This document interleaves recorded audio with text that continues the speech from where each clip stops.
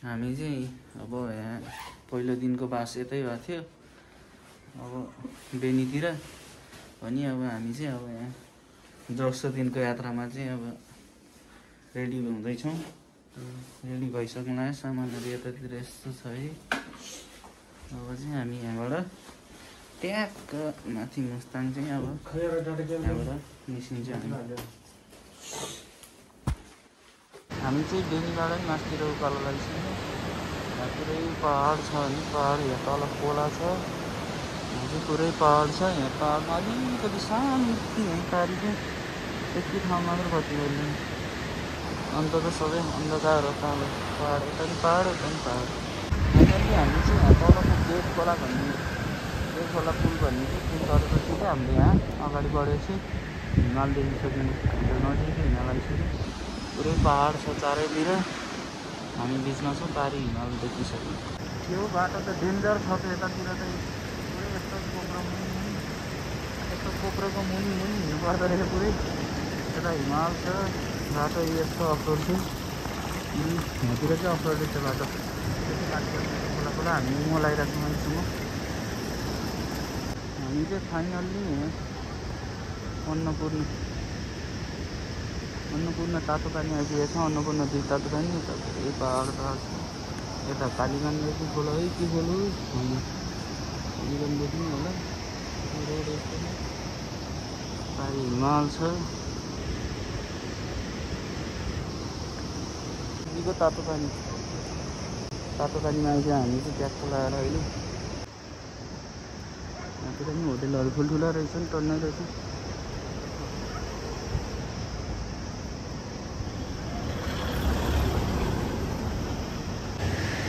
तातो पानीबाट चाहिँ अलिक पर पुगेपछि चाहिँ गाडी फस्ने ठाउँ रहेछ है, खोला छेउमा। यहाँ चाहिँ पुरै गाडी फसिरहेको उभिरहेको छैन, राम्रो बाटो रहेछ। त्यसमा चाहिँ कच्ची।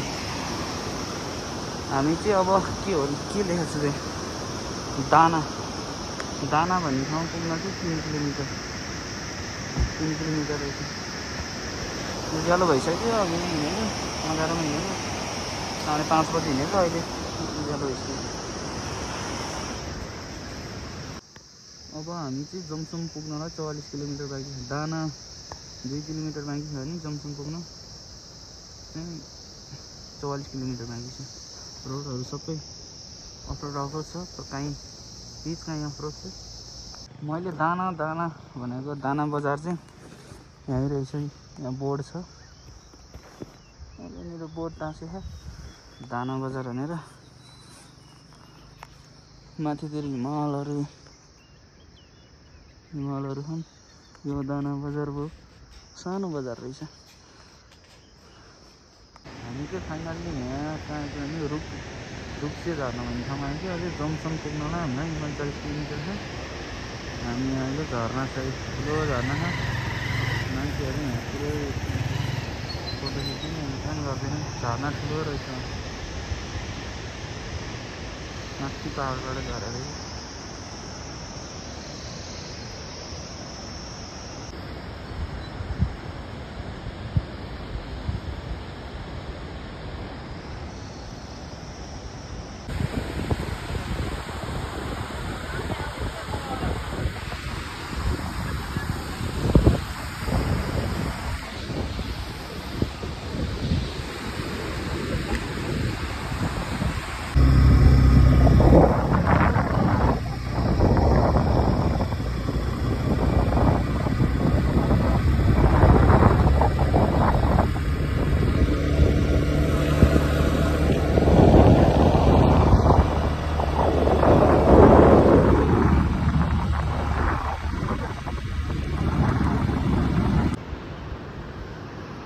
पुरै पहाडै पहाड छ जता हेरे पनि।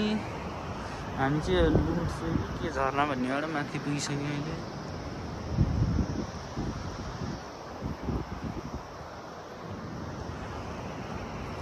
सरहरू कहाँ बसिरहनु भएको भने त यहाँ उत्तानो हुनुभएको रहेछ तलतिर। त्यही भएर यहाँ म आधा घन्टा कुर्दा पनि नआइपुगेको रहेछ सरहरू त। एक फल्याटिङ हानिस्या रहेछ तलतिर। आफू भने आएर बस्या यहाँ अघि नागेको ठाउँमा। ल जाउँ अघि बढौँ हामी। फाइनल्ली जमसम सुरु गर्न लाग्यो। मुस्ताङ जिल्ला चाहिँ अब सुरु भयो। हामी जोमसोममा प्रस्थान गऱ्यौँ। अब यहाँबाट चाहिँ ल यो चाहिँ यहाँ के हो थाङसाङ गाउँपालिका मुस्ताङको थाङसाङमा चाहिँ अहिले यहाँनिर चौकी रहेछ। यहाँ चाहिँ केटा मास्तिर जाने सबैजना यो चाहिँ नाम के गर्नुपर्ने एकजना भयो अहिले कि दुईजना जान्छ।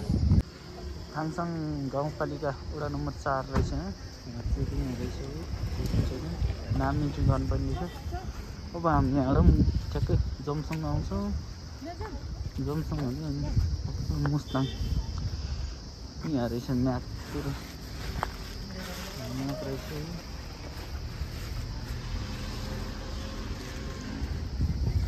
हामी चाहिँ यति धेरै चिसो हावा चल्छ। त्यही हावा केटाहरूले त नाम गर्दैछ यहाँ प्रहरी चौकी घाँसा भन्ने ठाउँ चाहिँ घाँसा भन्ने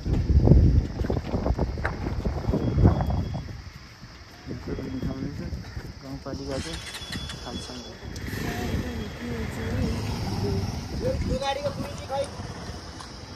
अब हामी यहाँ घाँसाबाट चाहिँ जोमसङ 10 किलोमिटर, त्यसपछि कागबेनी जोमसङबाट 10 किलोमिटर कागबेनी, त्यसपछि चुसाङ, तसिले, समर, सङ्गोचिङ, घिलिङ, हामी ताराङ है त्यो हुँदै यस्तो स्थल तर पुरै हिँड्दै जाँदैछौँ। हामी अहिलेसम्म चेकपोस्टमा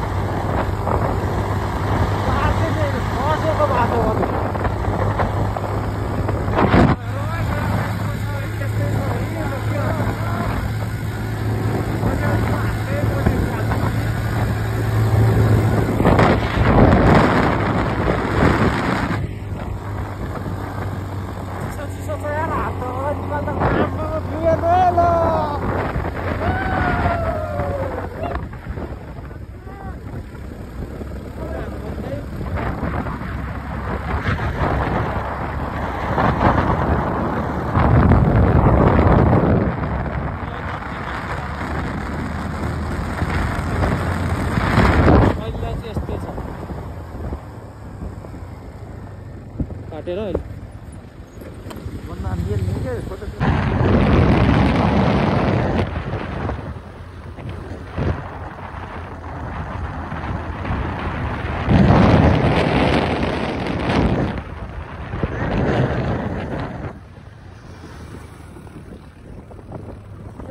बेरोबाट हान्छ। यो चाहिँ मिसी गाउँ आइसक्यौँ। यहाँ मेस्सी होइन मेस्सी गाउँ हो यो।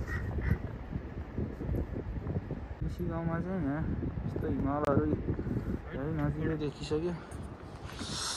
जाडो लास्टै जाडो भयो अहिले त। त्यता के हो पहिरो जस्तै पुरै यस्तो डेन्जर है।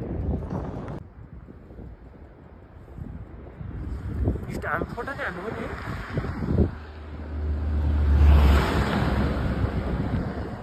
राम्रो च्याङ्राहरू रहेछ यहाँ चाहिँ। हामी यहाँ फोटो खिच्दैछौँ केटाहरू पुरै हिमाल यता पारी। हामी लेट आउनलाई 2 किलोमिटरमा खिच्नु यस्तो छ है।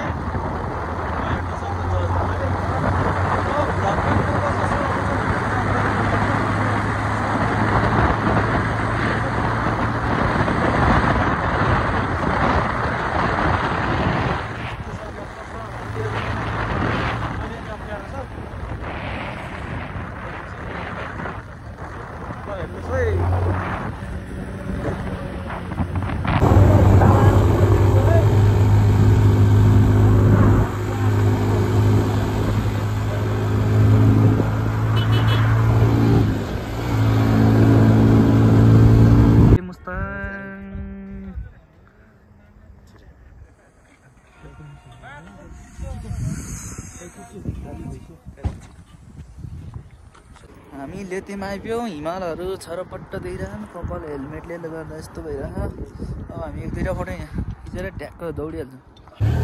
हामी चाहिँ अहिले पोखरा बजारतिर आइपुगिरहेको छौँ है। चट्टो पोखरा बजार आइपुगेको छौँ हामी। हल्का चिसोले बोल्न नसक्ने भइसकेको छु म चाहिँ। होइन चिसो परेछ केटा हो।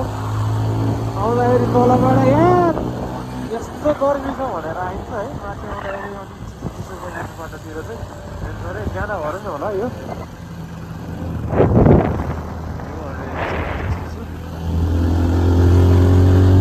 हात चाहिँ अगाडि अब नजरलाई पनि यसरी समातेर मोबाइलसँग भिड्दा छु। चिसोले मोबाइलसँगै जम्छ जस्तो लाग्छ। हातै यसरी निस्कि पर्छ जस्तो लाग्छ यहाँ केटा हो। हेर्नुहोस् है बजार आइसकेर